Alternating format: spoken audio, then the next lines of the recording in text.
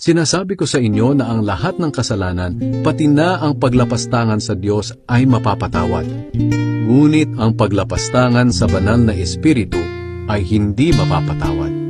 Ang sinumang magsalita ng masama laban sa akin na anak ng tao ay mapapatawad.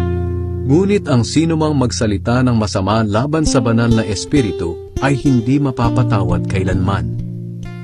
Nakikilala ang puno sa bunga nito.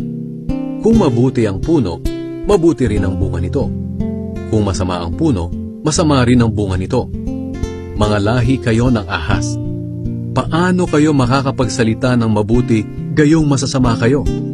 Sapagkat kung ano ang laman ng puso ng isang tao, ito ang lumalabas sa kaniyang bibig.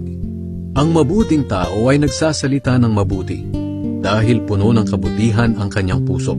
Pero ang masamang tao ay nagsasalita ng masama, dahil puno ng kasamaan ang kanyang